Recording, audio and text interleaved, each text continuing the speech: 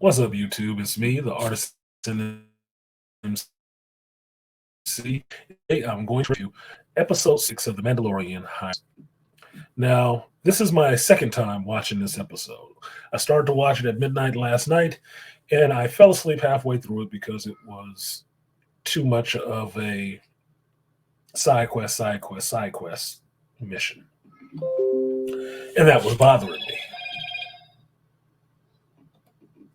So I went ahead, came home straight from work, and dived into the episode. And one of the things interesting that happened while I was on my drive home and doing the Geek Speak was that some people were telling me about Lizzo being in the episode. And I had not recalled Lizzo being in the episode, mainly because I barely know what Lizzo looks like. It's not something I focus on, which is her face. I don't focus on her face at all. Now, be it that the people in the chat were saying, no, she's in the episode, I was really anxious to go back and watch this episode because I had to see why the hell this person was in here and what happened at the point where I fell asleep and the rest of the episode went on. Like, did I miss something? Hold on. Now, apparently it had the whole Geek Sphere all aflutter because this character showed up, or this person showed up as this character. Now, I got home, I popped on the episode and watched it and did the whole watch party again. And while I called the episode initially a yawn, it was a yawn in the beginning. Thankfully, since this was the second time watching it, the first part went a little quicker than it did the first time I watched it. The first time I watched it was boring. It was irritating the hell out of me, like it was a live action version of Choose Your Own Adventure, that every time they went to do one thing, the person there had something else they needed to do before they would give them the help to get what they wanted.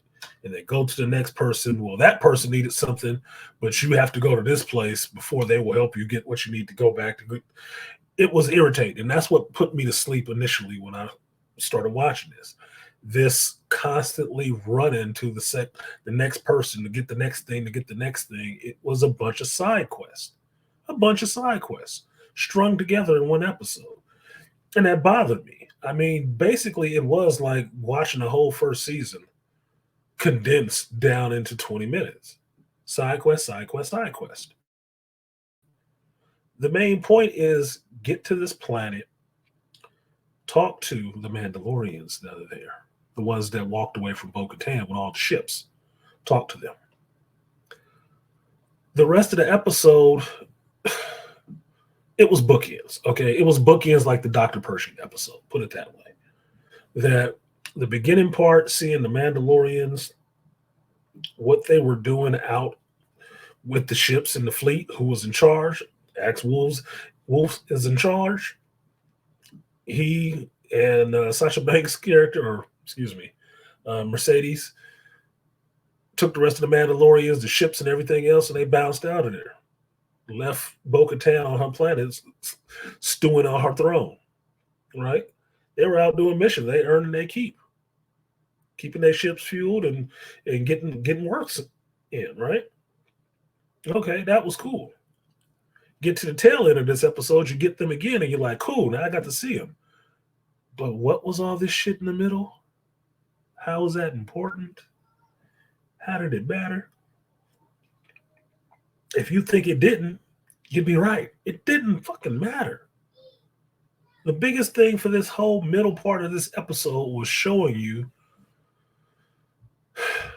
cameos. It was fucking cameos. Now, the first part of the episode picks up with the Mandalorian mercenaries stopping a quarren ship. And the quarren ship is being held up because the quarren ship has a stowaway. And the stowaway is a Mon Calamari, the son of a viceroy. And this Mon Calamari is on board this quarren ship because he and the Quarren are in love. And their interspecies erotica knows no bounds. So he snuck away Viceroy on board the ship. They were, I guess, headed to Corn Homeworld or something. I don't know where the hell they were going. But the Mon Calamari hired the Mandalorians to go bring her son back. And the Mandalorians caught up with the Corn and had a little, talk. Not a quarrel, just a little talk. And what you find out is that the Mon Calamari's Viceroy's son is a super simp. He is such a fucking simp. It was, look, if I say moist towelette at this point, it will sound funny because he's a Mon Calamari. But that's exactly what it was. He was a moist towelette. Like, dude, it was gushing through the damn screen. You thought the Corn was swimming in a tank of water. I was as soon as he came on the screen. No, I'm not gonna go. I was like, oh my god. Simp alert, cue to simp alert. It was cringe. I don't even like using that word, but I know the young people like it. It's cringe. It was cringe. I was waiting for him to go. And it was even funnier when the Corn that he was with, the captain of the ship, girl boss, was telling him that it was just a fling. And he was in love. Like, God. They got ConcuSurfs in a galaxy far, far away. How quaint. Anyway, Mandalorians come on board the ship, take his ass into custody, and they off to Palantir 15 to do a job there. Now you pick up with Bo and Mando, and they're headed to Palantir 15. Now, how they knew the Mandalorian mercenaries were here, I don't fucking know. Maybe Bo-Katan had a signal on the ship. I don't know. I don't know how they found it because it was pretty hard to find that ship when Moff Gideon had it. Pretty hard to find it. But apparently now they cracked the code and they just can find it whenever the fuck they feel like it now. So they come to Palantir 15 and they spot the Mandos.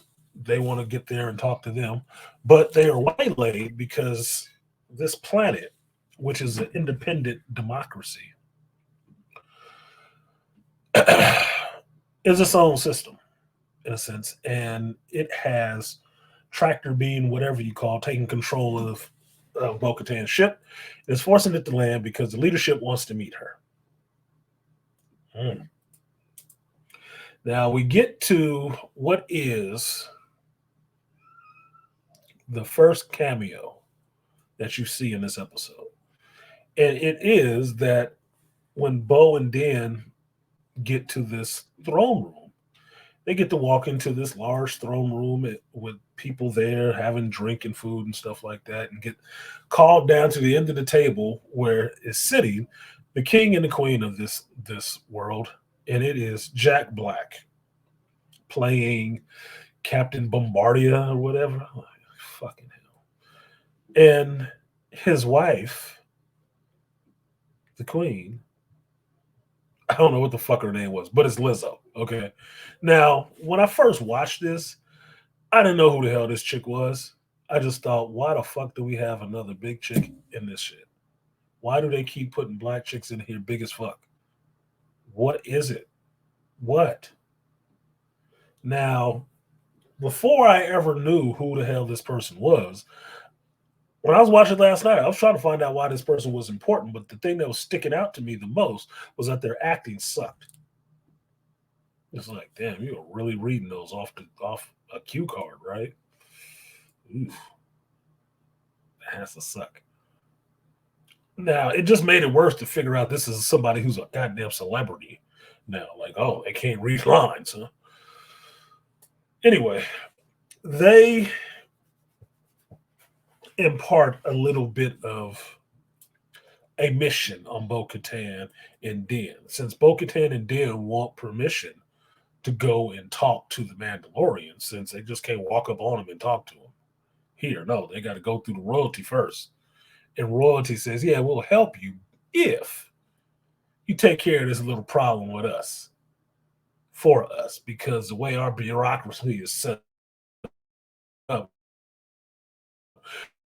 and take any direct action against these droids that we got working here that are rehabilitated.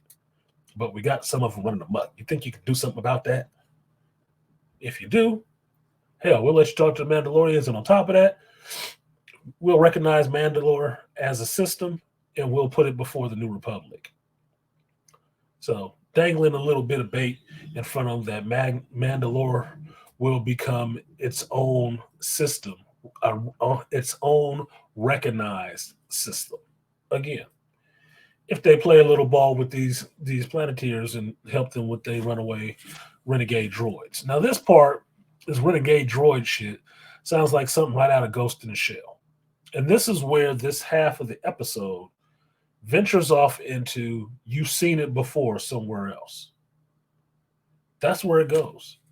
From this first half that was boring to the second part that goes off into, well, you might have seen this before somewhere else, did a little differently. And we get into the next cameo, which is going to talk to the security chief in this and talk to him about the droids. And you get Christopher Lloyd showing up in Star Wars. That's right, Doc Brown and a host of other roles that he played. Right? Now, I go back with Christopher Lloyd all the way to One Flew Over the Cuckoo's Nest. I always liked Christopher Lloyd. Good actor. Very good actor. Seeing him here was cool, but seeing him here, he looked like fucking Jean-Luc Picard. He looked like Jean-Luc Picard. Even the costume he had on looked like a Star Trek ripoff. And I'm like, what the fuck is going on in this show? What is going on in this show right now? Is this intentional? It has to be intentional. That would not be an accidental kind of thing. Olding, bald, white guy in a suit with a real cut shoulder line in one color down below. Look, come on, man. Really? Now, Christopher Lloyd's character, I forget the captain's name, and it doesn't fucking matter. Because hopefully we'll never come back to this planet again in Star Wars history, so we never have to see Lizzo again. Just saying. An action figure will never fit in packaging. Okay? Now, he tells that he has video of these droids going, out of control. And although they're going out of control, they will not be shut off because the people in this planet have become so dependent on droids doing work for them that they don't know how to work.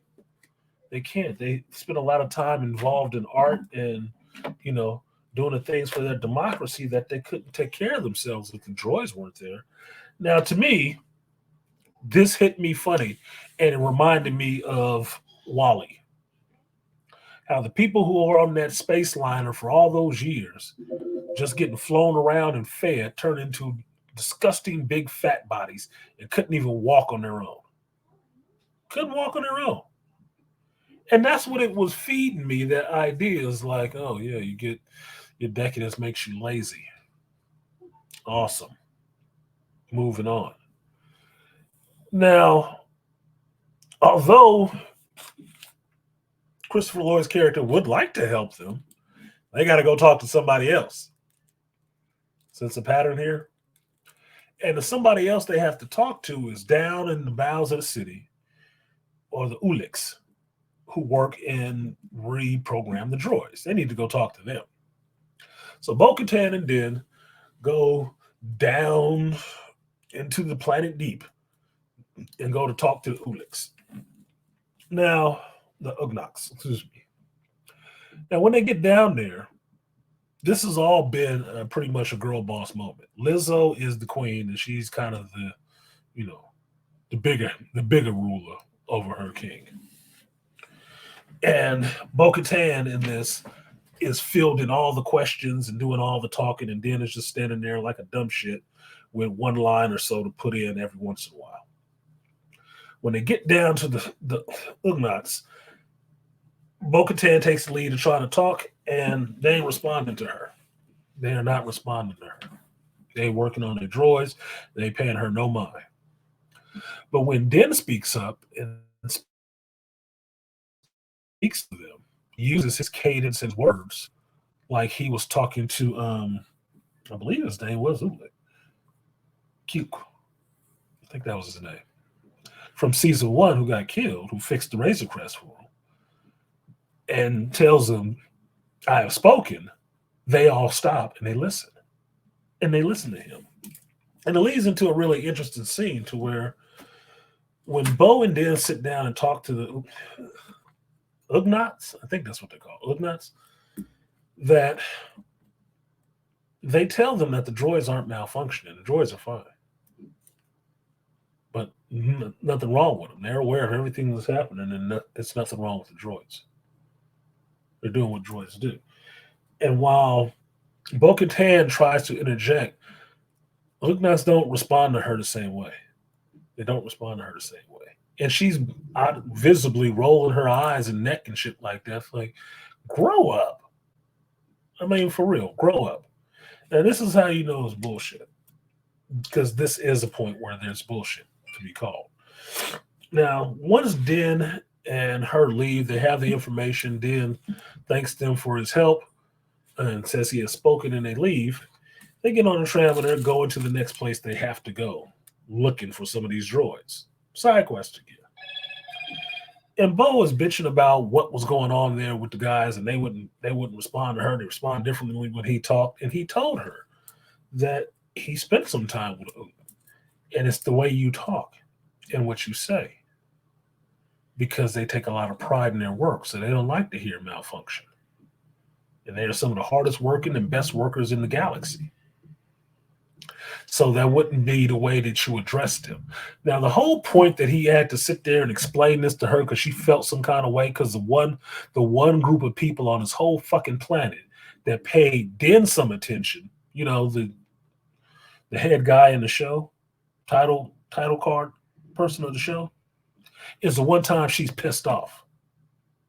It just rubbed me the wrong way. It's like fucking stupid. Like, look, when you stepped off this ship onto this planet and everybody addressed you first, you didn't see Den back there rolling his neck and eyes and shit like that.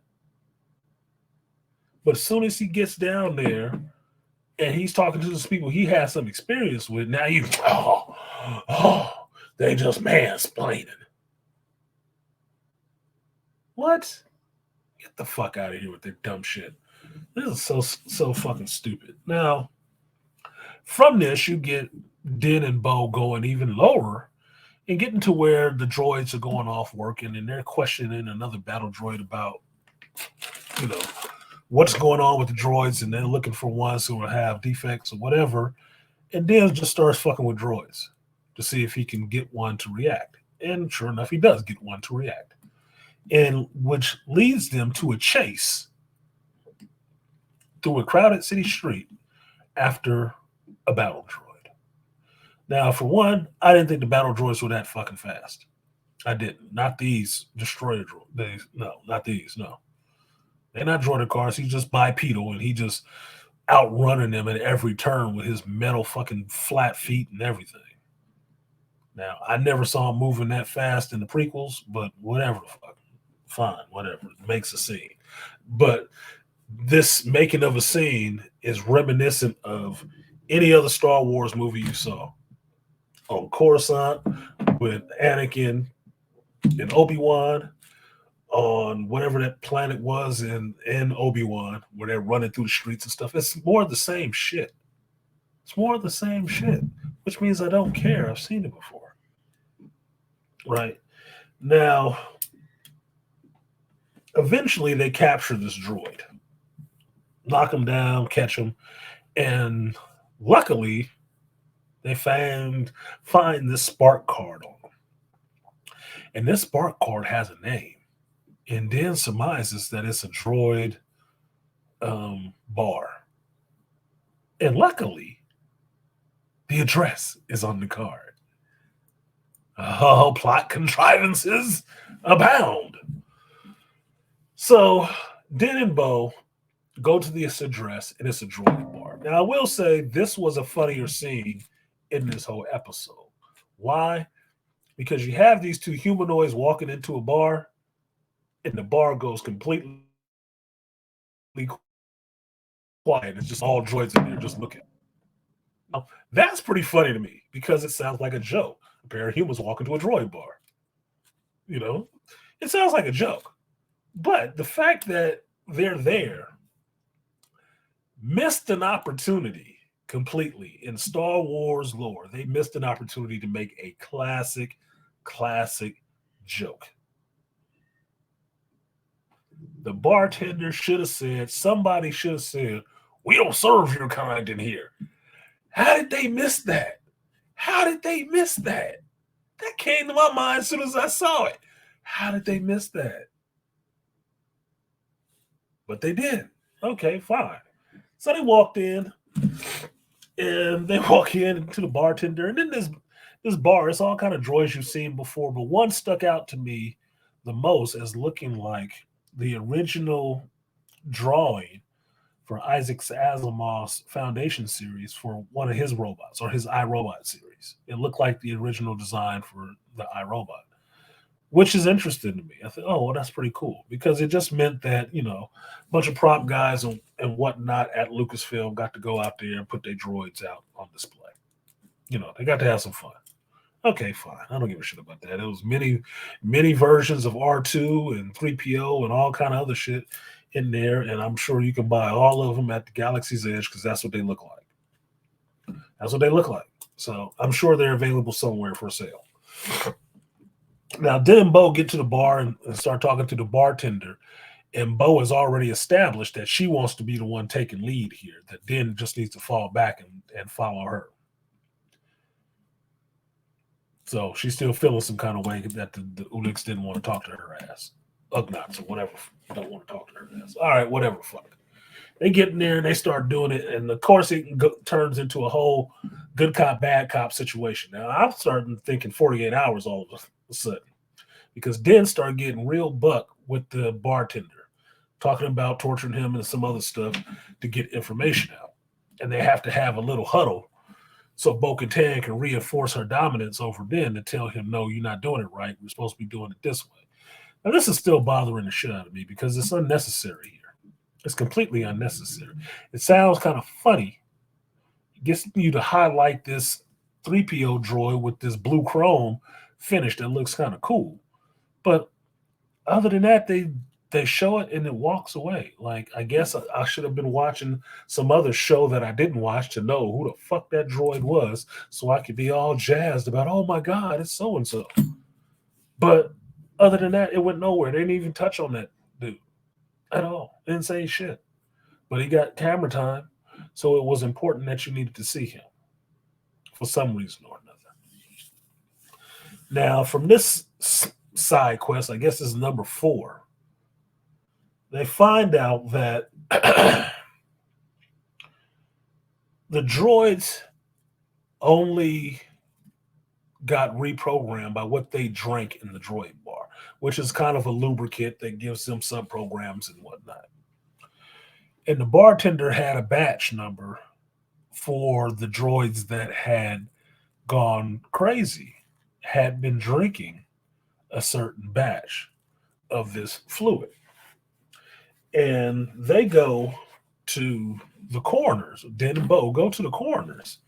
Side quest to check out the fluid in one of the droids that have gone bad to see if this additive is in it. And sure enough, they're there, and they would extract some of the liquid from that droid and start testing it. And they see high levels of a different kind of thing in there. But what they also find is that inside the fluid are nanobots.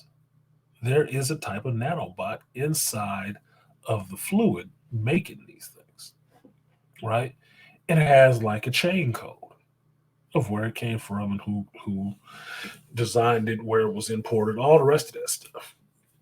And sure enough, in testing this to see if the fluid is still live, it triggers one of the bots near them to start attacking the coroner and the people there, right? You take down the droid, then takes it down with the dark saber. Fine. I guess it worked really well if he's swinging it from up high down low because where's going to be picked up? Takes out the droid, and they realize that the this liquid or this lubricant is still active and is still sending out the signal. But they also find out that the person who has instituted this nanobot into the fluid is none other than the security chief, played by Christopher Lloyd. So now they get to go back to the security chief and try to tell him they know what he is doing. And sure enough, he doesn't go. And what you find out from him, his monologue about why he will not go, is that he is a separatist. He is a separatist who believed in Count Dooku and think Dooku was cut down in his prime by a Jedi enforcer. As soon as he gets out Jedi enforcer, he is shot by Bo-Katan with a stun dart from her gauntlet. And the only thing I thought of was Black Widow. Right off the bat, that's what I thought of, like Black Widow. It's like I didn't even know Bo-Katan had those in her gauntlets. I thought her shit was standard as every other Mandalorian. You know, wrist rockets, repelling cable, flamethrower. You know, the old favorites, the oldies but goldies. But no, she got stun darts apparently. So she darted his ass like Black Widow and sent his ass down. Like, oh, a Boca bite. Cool. Didn't know she had that, but all right, cool.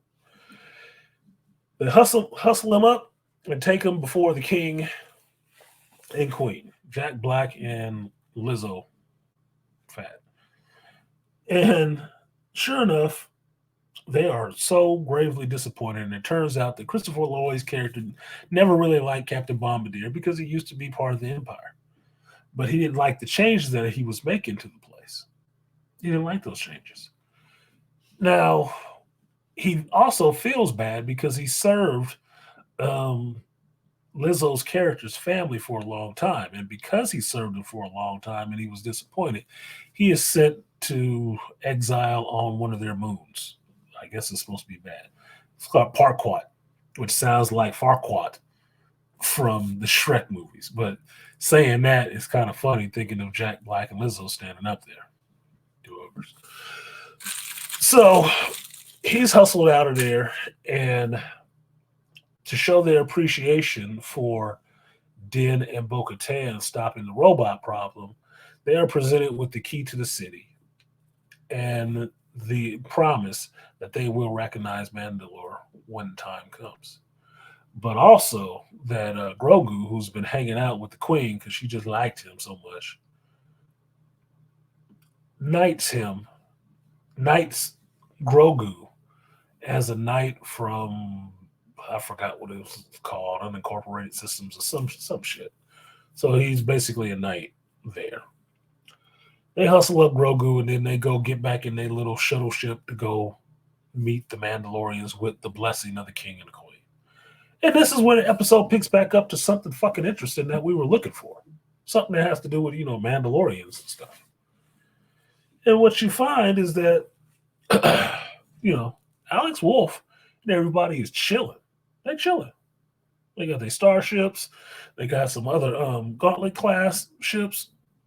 They're just hanging out, doing the protection thing, getting paid for it. And Bo-Katan and Din roll up on them. And Bo-Katan, who did not have a plan before showing up there, decides that her plan is to challenge Alex Wolff for control of the group. And sure enough, they have a bit of a fight. Jetpacks and everything going off. And you see Bo-Katan getting, punched in her face and stuff like that, which I didn't think they would do, actually. I really didn't think they would do it to Bo-Katan. I know from, the earlier seasons of Mandalorian when Gina Carano was on it, yeah, you can have chick getting punched right in her shit. But Gina Carano is a fighter. Bo-Katan isn't. Katie Sackhoff isn't. So I was surprised that they were doing it. I didn't really see too many scenes where, they had to cut in the stunt double and stuff like that because most of it was her, with her face shown in frame. So that was kind of cool. the fight goes the way you would think it goes. She doesn't completely dominate him, but she does a couple of things that, you know, dumb luck wins and gets him to yield without having to kill him. And explains that the Mandalorians are better together, that they should not be separated. They spilt enough other Mandalorians' blood.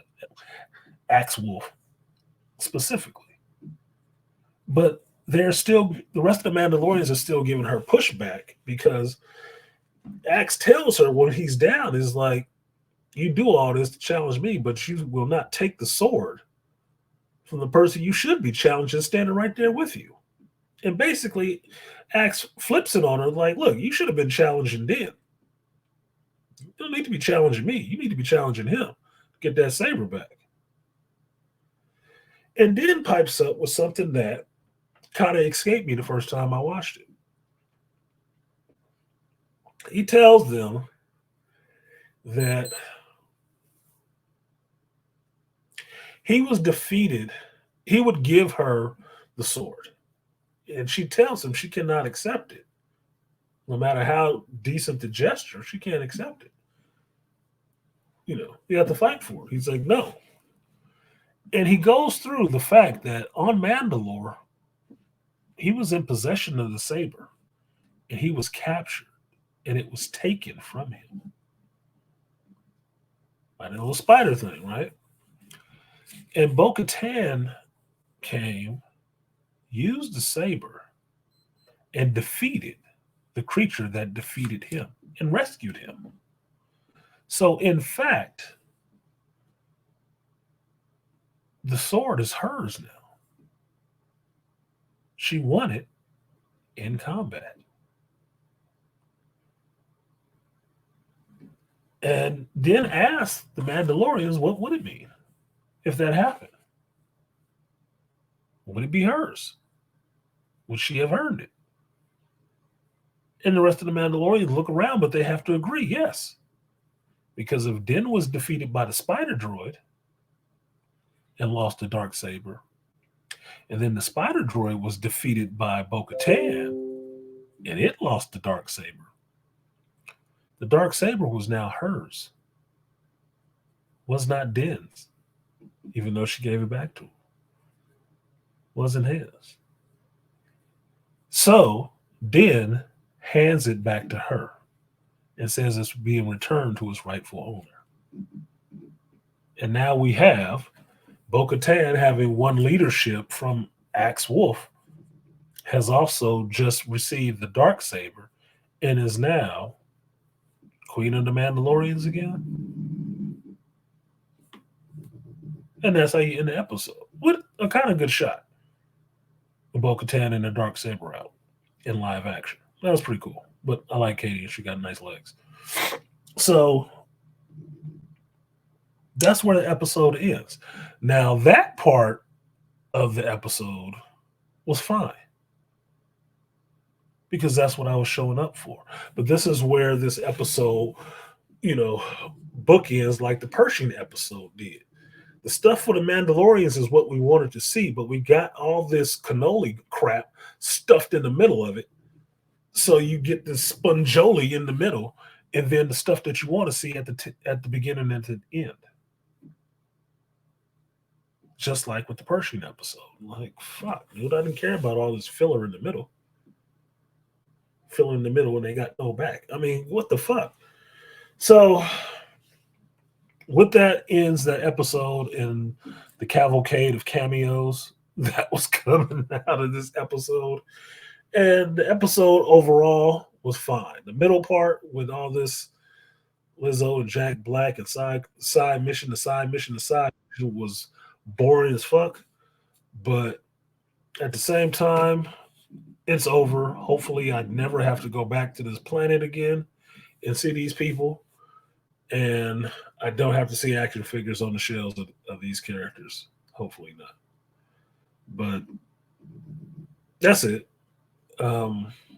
Was it the best episode after episode 5? No, but I did get to how they're getting the Darksaber back in Bo-Katan's hands, because even then She still hasn't told these Mandalorians, these mercenary Mandalorians, what her mission is from the armorer, and that she's back to the Mandalorian and saw a damn mythosaur. Not even that part yet. That she mentioned it yet. She hasn't even mentioned it to Den yet. So I'm thinking Den will feel some kind of way about giving her that dark saber back for nothing. Once he find out, like, yeah, when I saved you from the water, I saw a mythosaur. I think he gonna feel some kind of way about that. Maybe they end up in the fight again. I don't know. But that's it. That's my review of The Mandalorian Season 3, Episode 6. Like, share, subscribe, support the stream if you feel so inclined at $ArtisanMc on Cash App or PayPal. ArtisanMc as well. And yeah, I will see you guys next time. Peace.